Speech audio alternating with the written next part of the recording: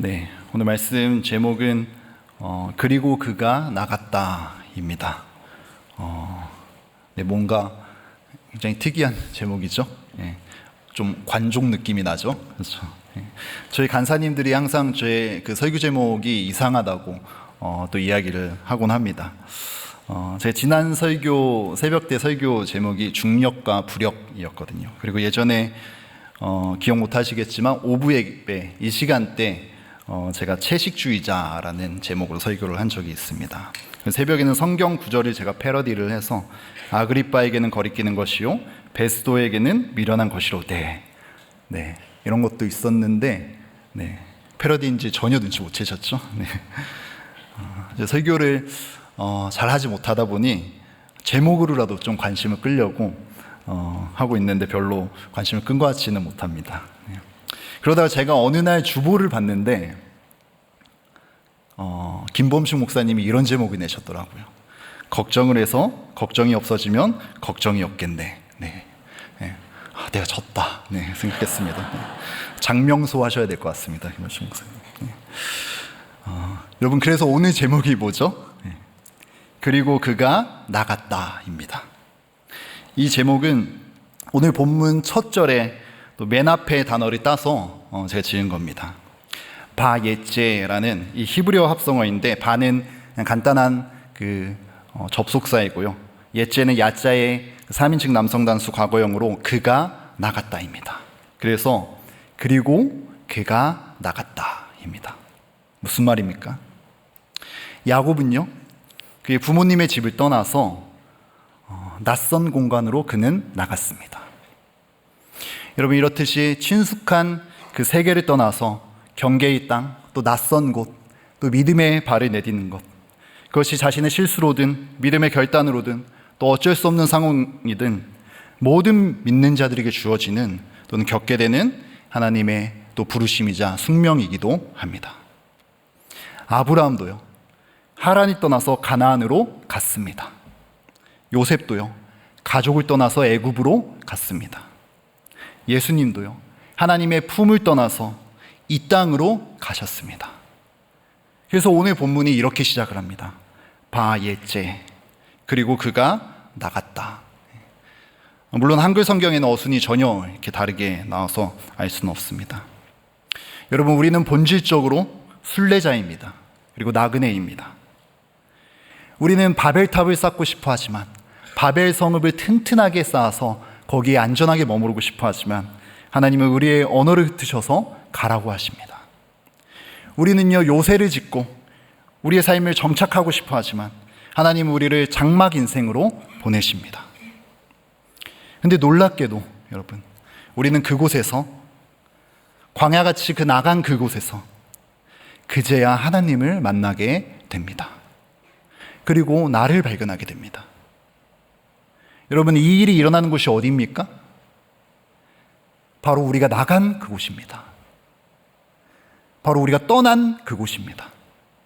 아브라함도 그랬고요, 야곱도 그랬고, 요셉도 그랬고, 모두 떠난 그곳에서, 나간 그곳에서 하나님을 발견했고, 자기 자신을 발견했고, 또한 소명을 발견했습니다. 광야로 나간 이스라엘 백성도 그랬고요, 포로로 끌려나간 유대 백성들도 마찬가지였습니다. 여러분들도 다들 태어나서 내내 자라신 곳이 있을 겁니다. 또한 그곳을 떠나본 그런 경험도 있을 겁니다. 그때 기분이 어떠셨나요? 함께 지내던 그 가족들의 품을 떠나서 홀로 어디론가 갈 때 그 기분이 어떠셨나요? 또는 가까웠던 사람의 곁을 떠날 때, 아니면 떠나보낼 때가 있지 않습니까? 그게 좋은 일로 떠나보내든, 아니면 이별이든, 정말 어려운 일을 당해서든, 죽음이든, 피치 못할 사정이든 떠나보낼 때, 또는 내가 떠나갈 때, 내가 가야 될 때가 있지 않습니까? 여러분, 그때 기분이 어떠셨나요? 제가 어릴 때는, 물론 지금도 어리지만 사람들이 지금만큼이나 이사를 많이 가거나 전학을 많이 가거나 그러진 않았던 것 같습니다. 보통은 그 동네에서 태어나서, 그 동네에서 자라서 그 동네에 있는 학교를 다니고 이렇게 쭉 이렇게 다니고 했었던 것 같습니다. 그러다 보니까 그 세상이 전부죠. 아마 이 성경에 나와 있는 이 시대 때는 훨씬 더 그랬을 겁니다. 저는 이제 고향이 평택인데요.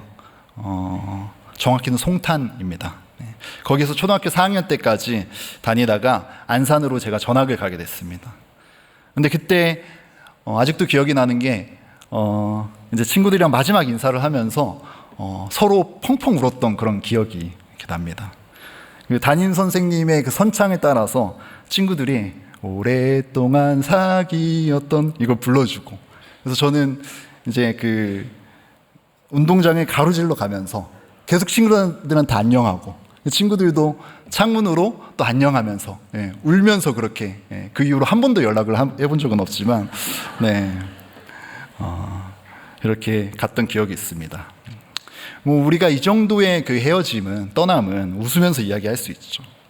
하지만 이렇게 익숙한 동네뿐만이 아니라 사람을 떠나가거나 사람을 떠내보내야 할 때, 이게 이별일 수도 있고요, 이민일 수도 있고요, 피치 못할 어떤 사장 때문일 수도 있고요, 또한 죽음 때문일 수도 있습니다.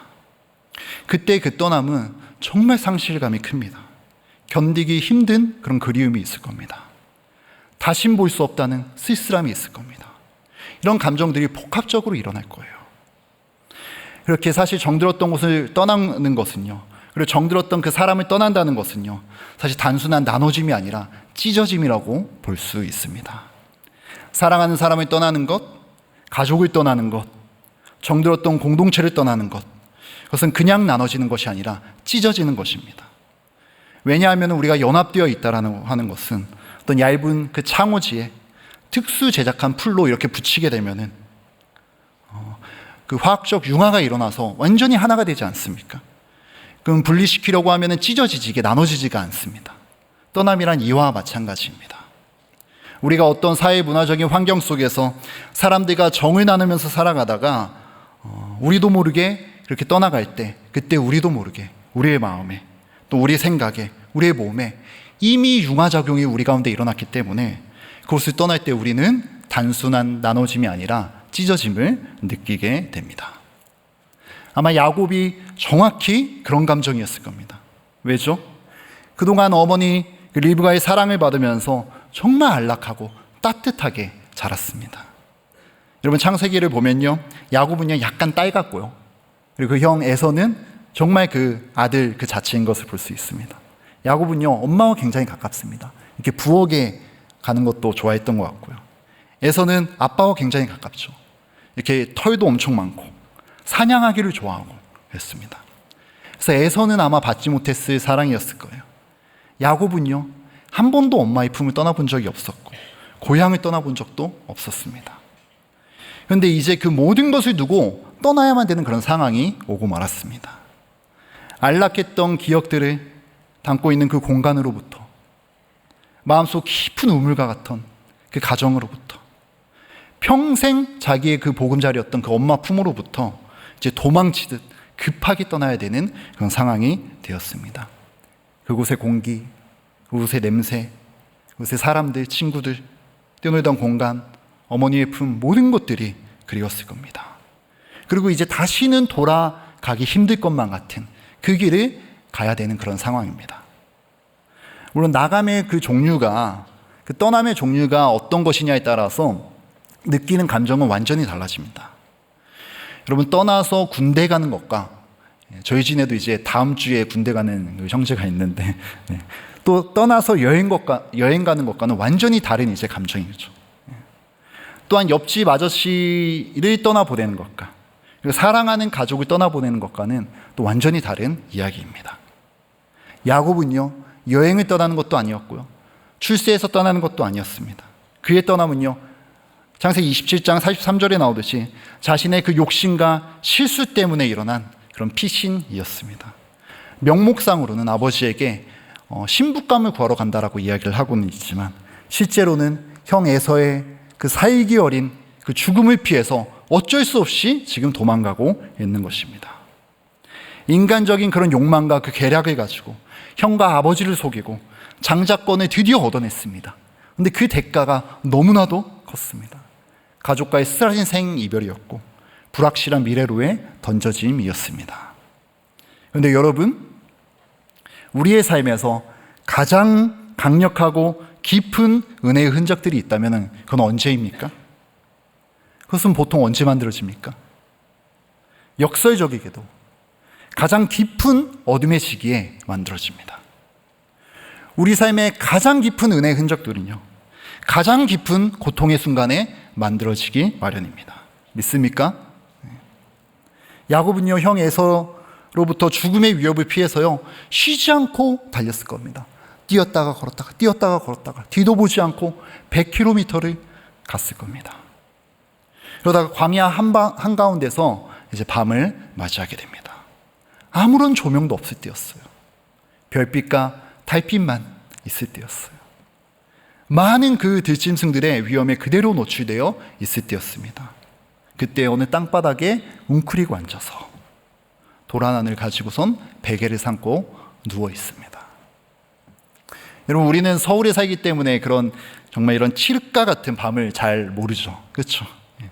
아무리 밤이 되어도 꺼지지 않는 그런 수많은 불빛들 때문에 다 야근 때문이라고 그러죠. 진짜 어둠을 우리가 모릅니다. 가로등 없는 시골길만 가봐도 정말 어둠이 뭔지 우리가 알게 될 겁니다. 한밤중에 불빛 없는 산이나 들에 가보면요, 정말 어둠이 무엇인지 섬찟하게 느끼게 됩니다. 달빛에 의지해서 걷게 되거든요. 그럼 무슨 말입니까? 달빛이 흐릿흐릿한 날은요, 정말 1m 앞도 보이지가 않습니다. 가로등이 없으면요. 군대 갔다 온 그 형제들은, 또 자매들도 이제 군인들이 있으시죠? 아실 텐데, 한밤중에 깊은 산속이나 들에 들어가면은 무슨 소리가 들립니까, 여러분? 예. 무슨 소리가 들립니까? 예. 짐승들 우는 소리가 들립니다. 예. 그런데 여러분, 그나마 가장 안전하고 가기 쉬운 곳이 어디죠? 그럴 때 그 산에서, 정말 그 들짐승 소리가 들리는 그 산에서, 바로 무덤입니다. 무덤 옆입니다. 무서울 것 같은데요, 여러분, 무덤이 가장 안 무섭습니다. 왜냐하면 사람의 손을 탄 곳이거든요. 여러분, 이스라엘 광야는요, 지금 야곱이 누워있는 이 광야는요, 그 정도 위험과는 비교도 안 될 정도로 험한 곳이었습니다. 짐승들의 먹이가 되는 일은 예산 일이었고요, 강도 때에 목숨을 잇는 일도 비일비재했습니다. 광야의 일교차는요, 엄청납니다. 그래서 야곱이 사실 이 베고 있던 그 돌은요, 베개의 역할도 하기는 했지만 사실 짐승이나 도적대들로부터 보호하기 위한 그런 도구, 그런 무기의 수단이 되기도 합니다. 야곱은요, 지금 두려움과 추위에 떨면서 쓸쓸함으로 잠이 들어 있습니다. 집과 어머니에 대한 그런 그리움, 형과 아버지께 행한 일에 대한 그런 후회, 미래에 대한 그런 불안감, 모든 것이 그 휩싸여 있는 상태로 잠이 들었을 거예요. 차가운 밤공기, 들짐승의 울음소리, 그 두려움, 외로움, 후회 막심함, 이런 모든 감정들이 뒤섞인 채로 너무나도 피곤해서 잠에 빠져들었을 겁니다. 바로 그때였습니다, 여러분. 홀로 그 두려움과 쓸쓸함, 그 불안한 가운데 돌베개 베고 누워있을 때, 눈물로 그 베개를 적시고 있을 때, 그때 하나님께서 찾아오십니다. 여러분, 우리가 질문 하나를 할 수가 있습니다. 왜 하나님께서 야곱이 깨어있을 때가 아니라 잠들어 있을 때 찾아오셨을까요? 홀로 있을 때, 위험에 노출되어 있을 때 왜 찾아오셨을까요? 여러분, 잠들었을 때가 언제죠? 우리가 가장 수동적일 때입니다. 우리가 아무것도 사실 적극적으로 할 수 없을 때가 잠들었을 때입니다. 잠을 잔다는 것은요, 내 육체뿐 아니라 내 생각도 다 내려놓을 때를 뜻합니다. 잠자려고 누웠는데 그 생각을 계속 이게 꼬리 물고선 가다 보면 어떻게 되죠? 잠이 잘 오지가 않습니다. 저는요, 정말 눈 감으면 3초 컷이었거든요, 원래. 그래서 제 아내가 무슨 말을 하려고 하면 이 사람이 잠을 잔다고 항상 뭐라고 했었어요. 근데 제가 영국으로 유학을 가 있을 때 정말 3-4시간씩 밖에 못 자면서도 잠을 자려고 하면 잠이 안 오더라고요. 보통 이제 그곳에 그 유럽 친구들은 코스웍이 끝나고 나면 이제 휴학을 보통 많이 하거든요. 왜냐하면 그 다음에 그 써야 되는 그 논문이 너무나도 중요하기 때문에 보통은 이제 갭 이어를 갖고 고민을 충분히 한 다음에 이렇게 씁니다. 근데 여러분, 저는 뭐가 없죠? 뭐가 없었을까요? 네. 돈이 없죠. 네.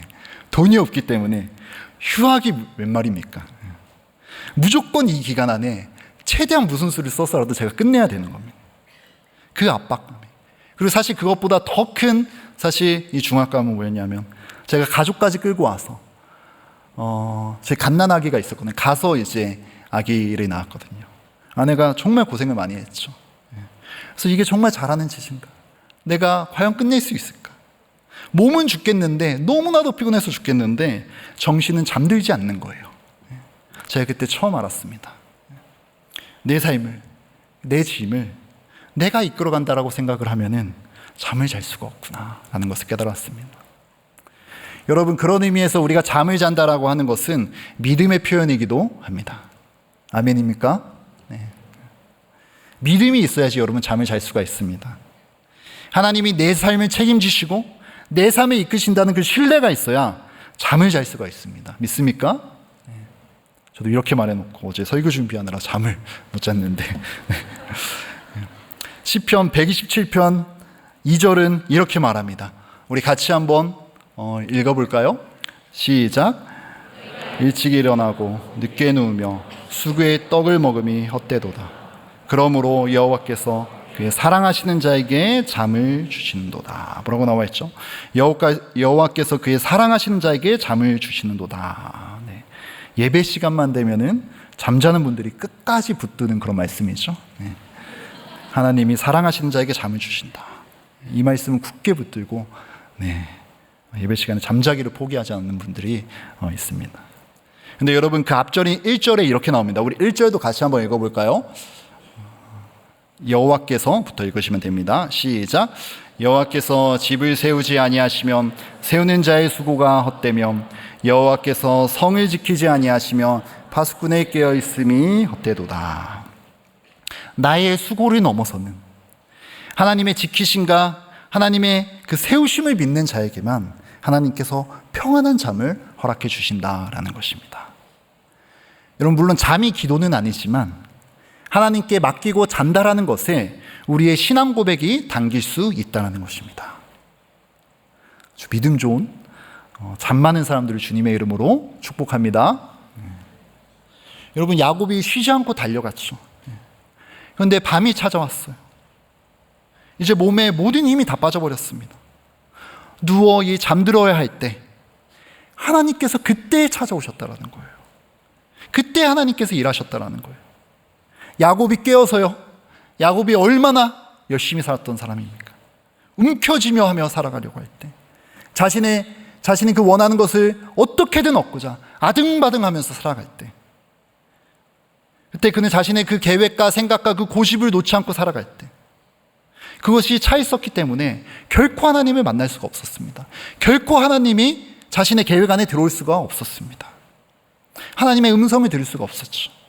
그런데 야곱이 잠들었을 때, 쓸쓸히 돌베개 베고 누워있을 때 야곱은 그때 자신을 따뜻하게 안아주시는 하나님을 처음 만나게 됩니다. 우린 여기서 반드시 생각해 봐야 될 것이 있습니다. 그것은 바로 눈 감은 채 듣게 된 하나님의 이 말씀이 이후로 야곱이 눈 뜨고 살아가는 현실을 지배했다라는 사실입니다. 월터 브루그만이라는 학자가 이렇게 이야기를 합니다. 눈 감은 채 듣게 된 그때 그 하나님의 말씀이 이후로 야곱이 눈 뜨고 살아가는 현실을 지배한다라는 그 사실입니다. 여러분, 우리가 얼마나 바쁩니까? 여러분, 얼마나 바빠요. 네.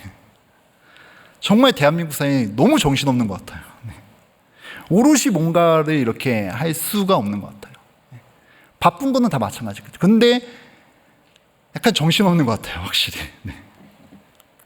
우리가 그렇게 바쁜 가운데 살아가는데 눈 감은 채 기도하면서 하나님의 음성을 듣는다는 것이 어찌 보면 얼마나 어리석은 짓입니까? 얼마나 사실 어찌 보면 그 바쁜 가운데 비현실적인 일입니까? 그래서 우리가 기도 안 하잖아요. 그렇죠? 네.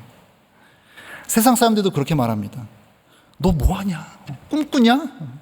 그 시간에 준비를 해. 그렇게 이야기를 하죠. 근데 여러분, 저희 삶을 가만히 뒤돌아보면요, 제가 지금까지 무엇으로 살아가고 있나 가만히 뒤돌아보면요, 그때 그 시절에 눈 감고 기도할 때 주셨던 그 하나님의 말씀, 그 하나님의 그 마음, 두렵고 지칠 때 눈 감고 기도했을 때 하나님이 주셨던 그 음성, 지원아, 내가 있어. 내가 너와 함께 할 거야. 그러니 내 길을 선택해. 그 음성이 지금도 저를 붙들고 있는 거고 저를 이끌고 있는 거예요. 이 위대한 말씀 한 자락, 저를 지탱해주고 있다는 거예요. 제가 두렵고 불안했을 때 눈 감고 들었던 그 하나님의 그 말씀이 그 이후로 제가 눈 뜨고 살아가는 현실을 지배하고 있다는 것입니다. 우리의 삶이 그렇습니다. 눈 뜨면 막막하고 두려운 게 우리의 현실이에요. 아침에 눈을 뜨면 막 희망이 넘칩니까? 여러분, 막 월요일에는 주님 월요일입니다, 감사합니다, 막 그러면서 일어나나요? 막 찬양이 나옵니까? 정말 제가 존경합니다. 그나마 눈 감으면요, 우리가 현실이라도 있지, 눈 뜨면은 또 하루가 시작이 되네, 도망쳐버리고 싶기도 하고요, 증발해버리고 싶기도 하고요, 그냥 없어져 버리고 싶기도 하고, 그런 게 우리의 모습 아니겠습니까? 이런 두려움과 고립의 한가운데서 우리는 어떻게 해야 합니까? 눈 감고 주님 안으로 들어가는 거예요. 기도의 자리로 들어가는 거예요. 묵상의 자리로 우리가 들어가는 거예요. 그러면 주님께서 말씀하시는 거죠. 지원아, 다 여전히 여기에 있어. 내가 너를 독수리 날개 업어 이곳까지 인도했잖니. 그러니 나의 길을 가자. 매우 단순한 이 음성, 매우 단순한 이 음성이 우리를 다시 살아가게 한다는 것입니다. 언제요? 두 눈 부릅뜨고 우리가 움켜쥐려 하고 아등바등 살아갈 때입니까? 아닙니다. 눈 감았을 때입니다. 두려운 현실 속에서 눈 감고 기도할 때입니다. 이 두려움과 외로움의 자리, 홀로 돌베개 베고 있는 이 자리, 그 자리에 하나님께서 찾아오십니다. 지쳐서 야곱이 눈 감았을 때, 잠들었을 때, 그제서야 하나님께서 찾아오십니다. 12절과 13절을 보면요, 똑같은 단어가 3번 나오는 것을 볼 수 있거든요. 이 12절, 13절을 띄워주실 수 있나요? 네, 아니면 성경책을 여러분, 있죠. 12절, 13절을 보면요, 똑같은 단어가 3번 나오는 걸 볼 수 있습니다. 뭔지 한번 찾아보시겠어요? 네. 뭘까요? 네. 맞아요. 누가 얘기했는데, 본즉입니다. 본즉. 꿈의 본즉. 뭐라고 나와있죠? 꿈의 본즉 사닥다리가 있는데, 또 본즉 천사들이 있는데, 또 본즉 여호와께서 계시는데. 이 단어는 이제 힘내라는 단어인데 사실은 동사로 해석을 해서는 안 되는 단어이긴 합니다. 그냥 이제 감탄사, 불변화사이기 때문에 그냥 이제 와 이렇게 그냥 해석을 해야 됩니다. 뭐죠? 뭐라고 이야기하고 있는 거죠? 와, 사닥다리다. 놀란 거예요. 자신의 그 후회 막심한 그 삶을 살아왔는데 오히려 하나님께 벌을 받아 마땅한 그 자리일 수도 있어요. 그런데 보고 놀라는 거죠. 와, 사닥다리다. 와, 천사들이 우렁이를 큰다. 와, 여호와께서 이곳에 계신다. 야곱이요, 전혀 예상치 못한 장면을 본 것입니다. 야곱에게 그곳은요, 두려움으로 휩싸였던 자리였습니다. 가책으로 괴로워하던 자리였습니다. 이제 주변에 아무도 없는 그런 자리였습니다. 하지만 이 꿈을 통해서 그 자리가 하나님과 그 하나님의 천사들로 가득한 자리가 된 것입니다. 그가 하나님의 팔에 떨어져 누워있음을 발견하게 된 것입니다.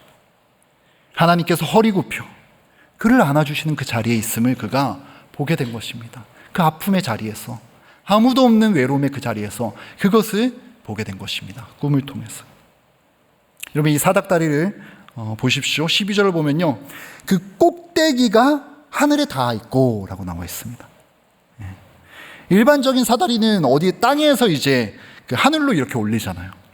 근데 이 사닥다리는 하늘에 닿아 있다, 하늘에 뿌리 내리고 있다라는 거예요. 바벨탑과 정반대인 거죠. 창세기 11장 4절을 보면요, 바벨탑은 이렇게 묘사가 됩니다. 우리가 건설하여 그 꼭대기를 하늘에 닿게 하자. 똑같은 단어를 씁니다. 그 꼭대기를 하늘에 닿게 하자. 이 사닥다리는 그 꼭대기가 하늘에 닿아 있고 이렇게 나옵니다.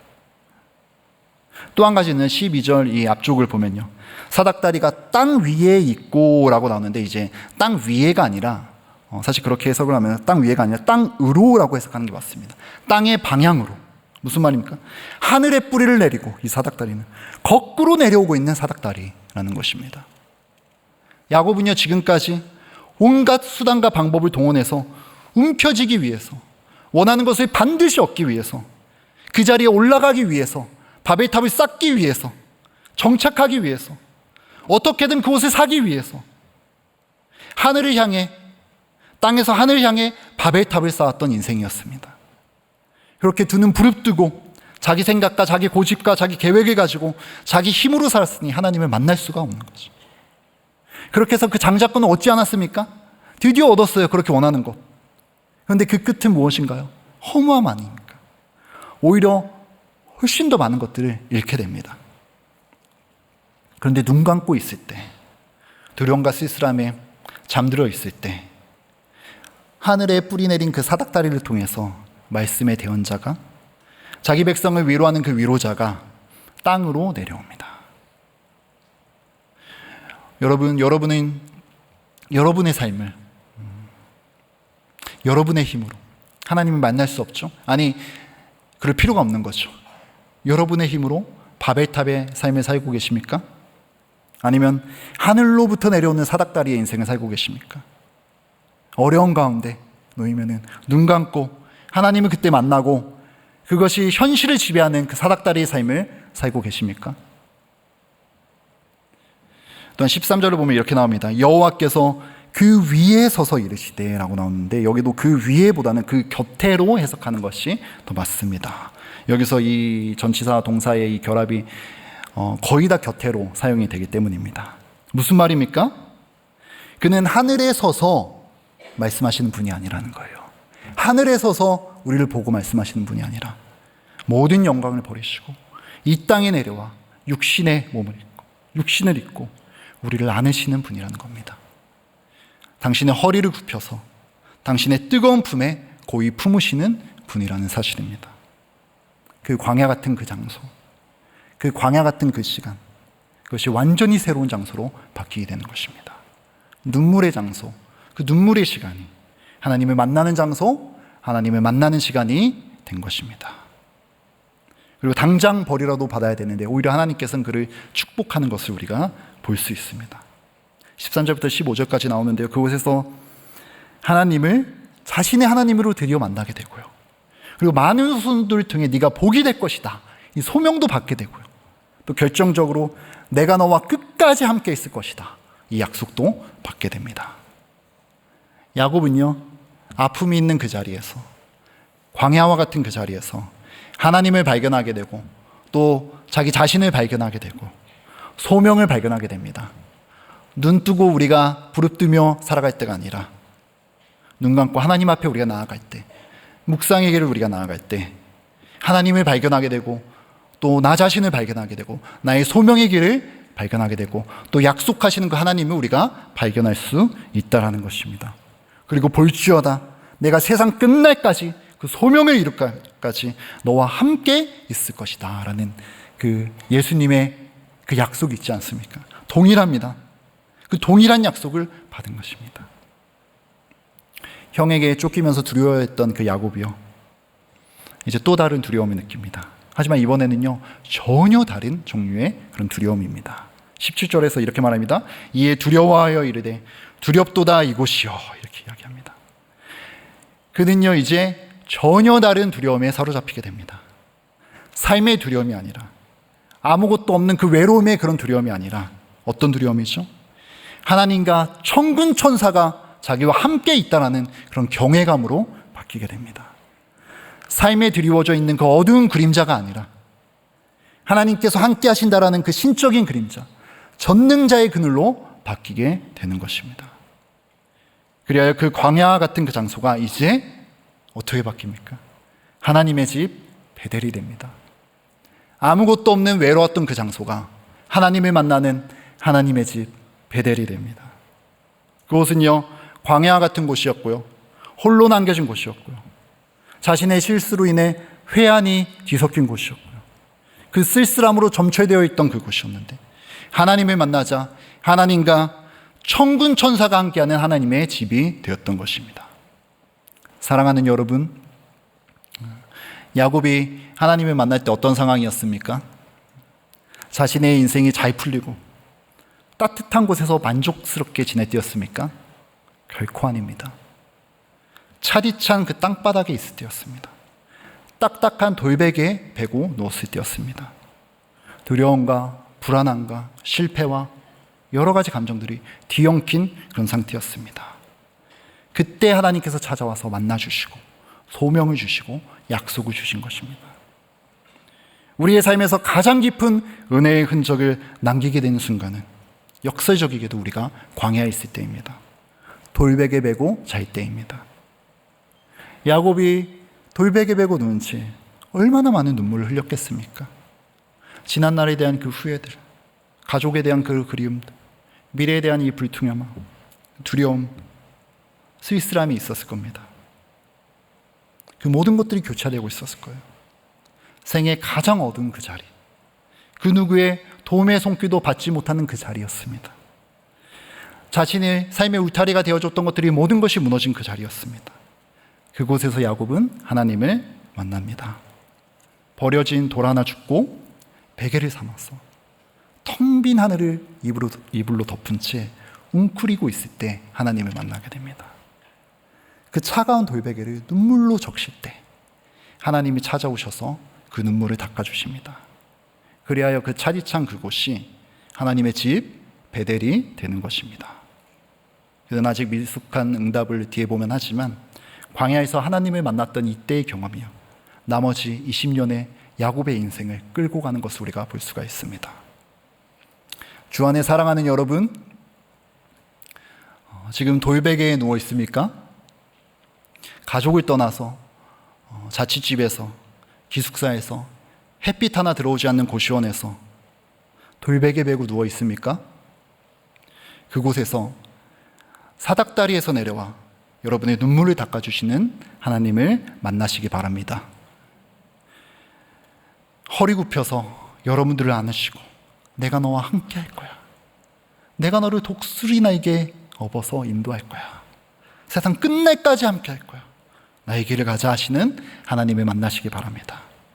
여러분의 슬픔의 그 돌베개가, 그 차디찬 그 돌베개가, 여러분의 그 자리가 하나님을 만나는 하나님의 집 베델이 되길 주님의 이름으로 간절히 축복합니다. 우리 이 시간에 함께 광야를 지나며 이렇게 찬양을 하고 기도를 하겠습니다.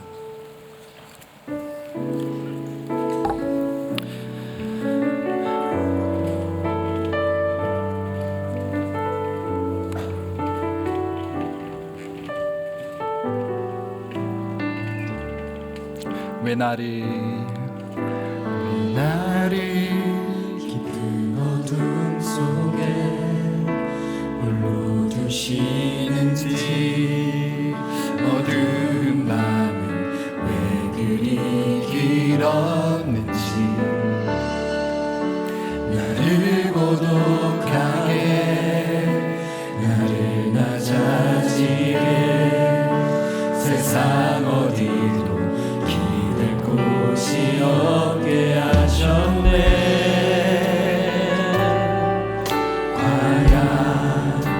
광야에 서 있네. 주님만 내 도움이 되시고, 주님만 내 도움이 되시고, 주님만 내 빛이 되시는, 주님만 내 친구 되시는 광야. 주님 손 놓고는 단 하루도 살 수 없는 곳, 광야에 서 있네. 광야에 서 있네. 우리 다시 한번 찬양할 때는 다 같이 일어나서 우리 고백하는 마음으로 하나님 앞에 올려드리도록 하겠습니다. 나를 깊은 어둠 속에 홀로 두시는지, 어두운 밤 왜 그리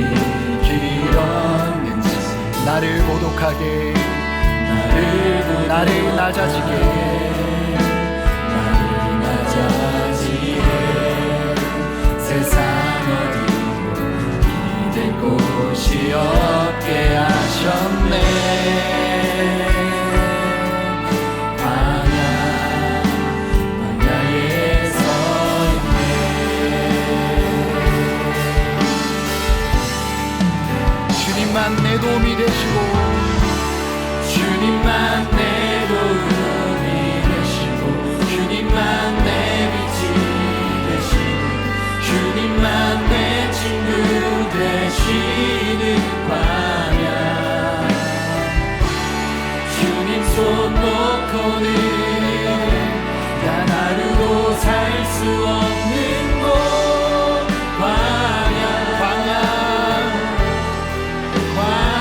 주님만 내 도움이 되시고 주님만 내 도움이 되시고 주님만 내 빛이 되시고 주님만 내 친구 되시는 광야 주님 손 놓고는 주님 손 놓고는 하나님으로 살 수 없는 곳 하루도 살 수 없는 곳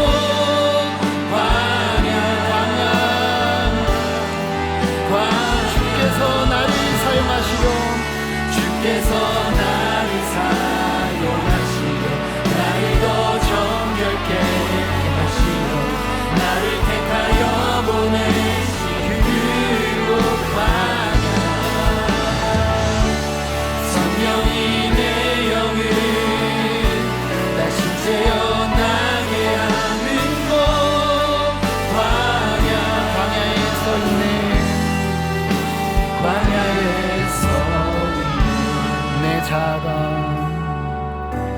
내 자가 상상이 깨지고 높아지려 했던 내 꿈도 주님 앞에 내려놓고